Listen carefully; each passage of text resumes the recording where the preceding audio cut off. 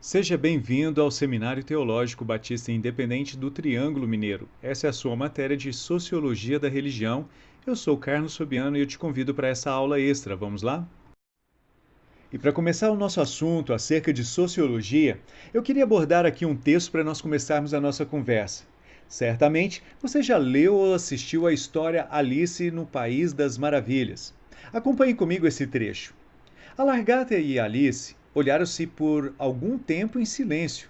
Por fim, a Largata tirou o cachimbo da boca e dirigiu-se a Alice com a voz lânguida e sonolenta. Quem é você? Não era um começo de conversa encorajador. Alice respondeu muito tímida. Eu já nem sei, minha senhora. Nesse momento. Bem, eu sei quem eu era quando eu acordei esta manhã, mas eu acho que mudei tantas vezes desde então. O que você quer dizer com isso? Perguntou a Largata com rispidez. Explique-se melhor. Acho que eu mesma não posso me explicar melhor, senhora, disse Alice, porque eu não sou eu mesma, compreende? Não, não compreendo, respondeu a Largata. Temo não poder explicar melhor, replicou Alice educadamente, porque eu mesma não posso entender. Para começar, ter tantos tamanhos diferentes em um só dia é muito confuso. Provavelmente esse deve ter sido o seu primeiro contato com o conhecimento sociológico, e uma série de perguntas deve estar passando pela tua cabeça. Como o que é e qual seria o propósito de estudar e se dedicar a esse assunto de sociologia da religião no seminário teológico? Muito bem. A aventura vivenciada por Alice no País das Maravilhas nos ajudará a compreender o que é o conhecimento sociológico, alguns de seus objetivos e algumas de suas características. A história intrigante de Alice nos conduz a um novo mundo, em que tudo o que ela sabia até então, as suas certezas, verdades e opiniões, passou a ser um motivo de reflexão e de dúvida. Podemos dizer, portanto, que a aventura da Alice foi, de certo modo, uma aventura sociológica. Afinal, pensar sociologicamente consiste em, inicialmente, lançar um olhar curioso e questionador, suspeitando de concepções e práticas que muitas vezes foram aceitas e reproduzidas, sem serem refletidas de forma mais profunda e criteriosa. Assim como Alice, que adentra a um novo mundo que coloca em dúvida suas certezas e verdades naturalizadas, a sociologia é uma disciplina que se preocupa com a desnaturalização e o estranhamento. Ou seja, também pode ser considerado uma grande aventura de compreensão de si e dos outros enquanto seres sociais. Dessa forma, podemos compreender a sociologia como um conhecimento crítico, cujo objetivo é refletir e buscar explicações sobre as relações humanas e, consequentemente, sobre a sociedade. Trata-se de um esforço mais sistemático e aprofundado de compreensão sobre quem somos, o que fazemos e como fazemos. Portanto, eu quero te convidar agora a conhecer e se aventurar nesse processo de construção de um olhar sociológico. Observe comigo essas imagens abaixo. Essas imagens referem-se a práticas, gostos e padrões estéticos que expressam um tensionamento a determinadas visões e valores culturais que são entendidos como naturais e normais. A foto de número 1 retrata habitantes da etnia Mursi, na Etiópia. A foto de número 2, uma pessoa com o corpo coberto de tatuagem. E a foto de número 3, um homem vestindo saia. Muito bem, quero lhe fazer duas perguntas. Quais foram as impressões que as imagens geraram em você? E por que estes sentimentos e sensações surgiram ao deparar com tais imagens? No nosso cotidiano, são diversas as situações em que somos confrontados com comportamentos, corpos e culturas que se distanciam de nossas expectativas, colocando-nos em uma posição de desconforto, não é verdade? Essas expectativas são resultados dos valores, normas e ideias construídas e compartilhadas ao longo da história. Isso exatamente por causa de um grupo em que fazemos parte, formando o que denominamos de senso comum, que é exatamente a compreensão que temos sobre o mundo, por meio de valores próprios de determinado grupo social. Ao internalizar e naturalizar as pré-noções do senso comum, construímos um olhar sobre tudo aquilo que nos cerca, mediado por valores que não são subjetivos ou naturais. Esses valores condizem na realidade com um modo de agir, pensar e sentir, construídos ao longo do tempo. O senso comum é uma dimensão intrínseca e necessária da sociedade. No entanto, por se tratar de um conhecimento construído a partir de uma experiência, sem grandes e aprofundadas reflexões sobre o seu fundamento, torna-se a base de certezas que muitas das vezes são excludentes, opressoras e estereotipadas, originando inclusive diferentes formas de preconceito e discriminação. Assim, é nesse sentido que a sociologia, enquanto conhecimento crítico, distancia de pré-noções do senso comum, à medida em que observa os diversos fenômenos sociais por meio de processos sistemáticos e metódicos. Dessa forma, compreendemos esses processos como posturas sociológicas iniciais e fundamentais à prática do estranhamento e da desnaturalização do senso comum. À medida que colocamos aquilo que é visto como natural, familiar, em suspeição, em dúvida ou quando aproximamos de nós aquilo que a priori é entendido como exótico, extremamente diferente de nós, praticamos o primeiro momento da construção do pensamento sociológico, o estranhamento. A partir dele, conforme estruturamos um processo sistemático de questionamento sobre o fundamento e existência daquele determinado fenômeno social, colocamos em prática a desnaturalização. É nesse sentido, por exemplo, que os primeiros teóricos da sociologia buscaram estruturar suas teorias, a fim de demonstrar que uma análise sociológica não poderia traduzir ou simplesmente reproduzir as ideias do senso comum. Precisaria, antes de tudo, estabelecer criticamente um distanciamento das pré-noções e um exercício de desnaturalização.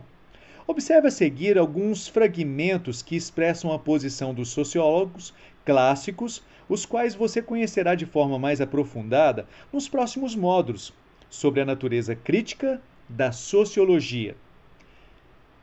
O primeiro é Émile Durkheim. No seu livro As Regras do Método Sociológico, está escrito na página de número 13.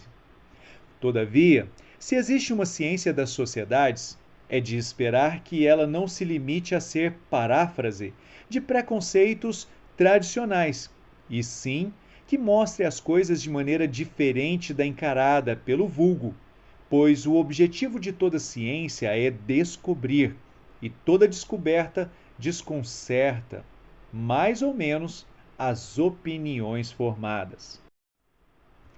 Karl Marx, em seu livro O Capital, Crítica da Economia Política, na página de 1080, ele dirá: aliás, toda ciência seria supérflua se houvesse coincidência imediata entre a aparência e a essência das coisas. Max Weber, em seu livro A Objetividade do Conhecimento nas Ciências Sociais, na página de número 96, diz: o conhecimento de leis sociais não é um conhecimento do socialmente real, mas unicamente um dos diversos meios auxiliares que o nosso pensamento utiliza para esse efeito. Muito bem, vamos pensar sobre sociedade. Esse é o assunto primordial desse nosso trabalho. As intensas transformações vivenciadas especialmente pela Europa ao longo dos séculos XVIII e XIX foram responsáveis por eleger a sociedade como um objeto importantíssimo de investigação. Por consequência, é nesse cenário que a sociologia se desenvolve e se estrutura como um campo privilegiado de estudo e passa a pensar sistematicamente sobre o que chamamos de sociedade e de social. Ao pensarmos etimologicamente o termo sociedade, fazemos referência direta à expressão societas, do latim, que significa associação amistosa com outros, Utilizando essa expressão como ponto de partida para nossa reflexão, podemos perceber que a sociedade se refere não simplesmente ao somatório de indivíduos em um determinado lugar, mas sim ao produto de interação destes indivíduos. Em outras palavras, uma reunião de indivíduos não produz necessariamente uma sociedade. O que produz e consolida uma sociedade consiste na consequência das relações sociais, por exemplo, regras, valores, padrões, modos de agir, de sentir e de pensar que constroem, em certa medida, uma unidade e coesão social.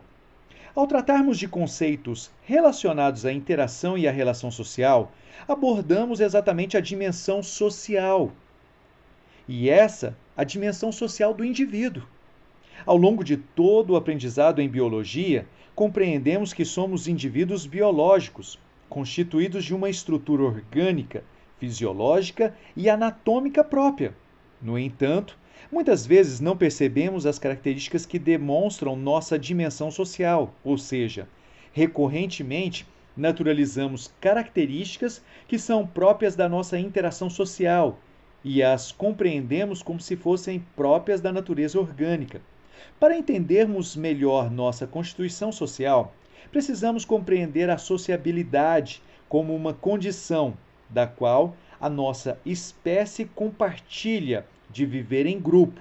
E nesse sentido, a sociabilidade nos permite, por meio do contato com outros indivíduos, estabelecer o processo de socialização, em que aprendemos e internalizamos os valores e as normas do grupo no qual estamos inseridos. Em resumo, é por meio do processo de socialização que aprendemos o que nos é comum. A nossa humanidade, portanto, está muito mais associada a representações e valores que construímos sobre nós mesmos do que a nossa condição biológica. O processo de socialização ele é constante, o que significa dizer que se inicia no momento em que nascemos, pois, em geral, ao nascer já estamos inseridos em uma sociedade, em um grupo, e uma família estruturada sob uma série de ordenações valorativas e normativas, e só termina no momento em que morremos. Esse processo, entretanto, pode ser considerado e classificado, a princípio, em ao menos duas etapas, chamadas de socialização primária e de socialização secundária. A socialização primária acontece geralmente mediada pela instituição familiar, onde a criança tem o seu primeiro contato com um conjunto específico de modos de pensar e de agir. Já a socialização secundária marca um momento subsequente e é mediada especialmente pela instituição escolar e pelo possível contato inicial da criança com outras instituições e grupos sociais diversos.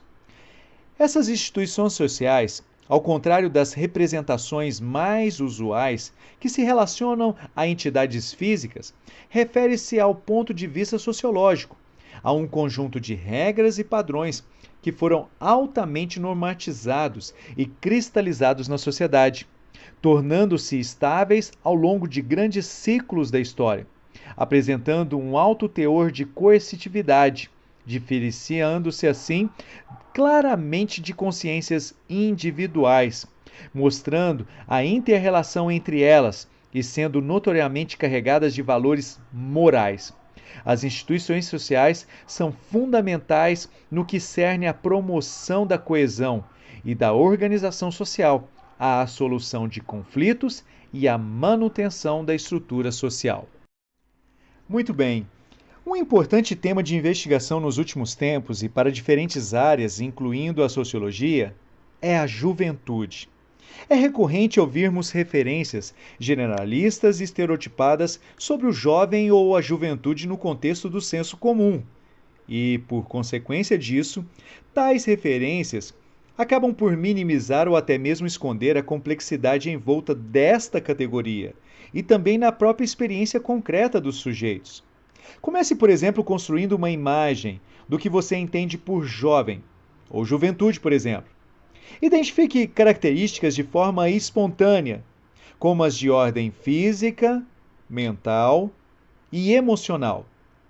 Os atributos que aparecerão provavelmente vão dialogar com certa representação de juventude, que internalizamos a partir do senso comum e que muitas vezes condiciona nossas ações e opiniões. Observe essas imagens.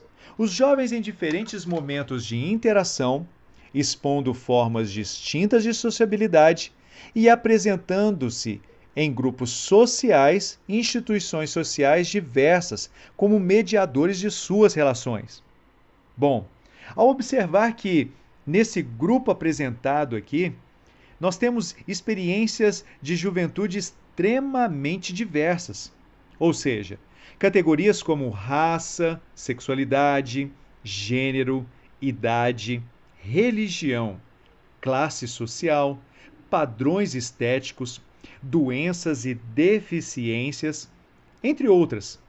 Torna-se a extrema relevância para a compreensão das diferentes formas de sociabilidade e a socialização estabelecidas por este grupo, que chamamos de jovens, e para essa condição experiencial do mundo chamada de juventude. Portanto, pensar exatamente e observar, questionar, faz parte da socialização, faz parte da sociologia que nós vivemos. Berger, em seu livro Do Céu Sagrado, Elementos para uma Teoria Sociológica da Religião, dentre tantos assuntos, ele vai abordar sobre a religião e a construção do mundo. E, dentro desse assunto, ele dirá que toda sociedade humana é um empreendimento de construção do mundo. A religião ocupa um lugar destacado neste empreendimento, e com o intuito de formular alguns enunciados sobre a relação entre a religião humana e a construção humana do mundo, ele vai dizer que é necessário fazer uma compreensão melhor desta sociedade em termos dialéticos. E a sociedade é um fenômeno dialético, segundo ele, por ser um produto humano e nada mais que um produto humano, que, no entanto, retroage continuamente sobre o seu produtor. A sociedade é um produto do homem, não tem outro ser exceto aquele que lhe é conferido pela atividade e consciências humanas. Não pode haver realidade social sem o homem. Pode-se também afirmar, no entanto, que o homem é um produto da sociedade. Toda biografia individual é um episódio dentro da história da sociedade, que precede e lhe sobrevive. A sociedade existia antes que o indivíduo nascesse e continuará a existir após a sua morte. E ainda assim, é dentro da sociedade, como resultado de processos sociais, que o indivíduo se torna uma pessoa, que ele atinge uma personalidade e se aferra a ela, e que ele leva adiante os vários projetos que constituem a sua vida. O homem não pode existir independentemente da sociedade. As duas asserções, a de que a sociedade é produto do homem e de que o homem é produto da sociedade, não se contradizem. Refletem, pelo contrário, o caráter inerentemente dialético do fenômeno social. Só se compreenderá a sociedade em termos adequados à sua realidade empírica se este seu caráter for devidamente reconhecido. O processo dialético fundamental da sociedade consiste em 3 momentos ou passos. São a exteriorização, a objetivação e a interiorização. Só se poderá manter uma visão adequadamente empírica da sociedade se entender conjuntamente esses 3 momentos, Berger vai afirmar. A exteriorização é a contínua efusão do ser humano sobre o mundo, quer na atividade física, quer na atividade mental dos homens. A objetivação é a conquista por parte dos produtos dessa atividade, física e mental, de uma realidade que se defronta com os seus produtores originais, como facticidade exterior e distinta deles. A interiorização é a reapropriação dessa mesma realidade por parte dos homens, transformando-a novamente de estruturas do mundo objetivo em estruturas de consciência subjetiva. É através da exteriorização que a sociedade é um produto humano, e é através da objetivação que a sociedade se torna uma realidade sui generis. É através da interiorização que o homem é um produto da sociedade. A exteriorização é uma necessidade antropológica, diz Berger. O homem, como o conhecemos empiricamente, não pode ser concebido independentemente da contínua fusão de si mesmo sobre o mundo em que ele se encontra. E, falando acerca da religião, ele vai afirmar que a religião é o empreendimento humano pelo qual se estabelece um cosmos sagrado. Ou, por outra, a religião é a cosmificação feita de maneira sagrada. Por sagrado, entende-se aqui uma qualidade de poder misterioso e temeroso, distinto do homem e todavia relacionada com ele, que se acredita residir em certos objetos da experiência. Essa qualidade pode ser atribuída a objetos naturais e artificiais, como, por exemplo, os animais, homens, objetivações da cultura humana.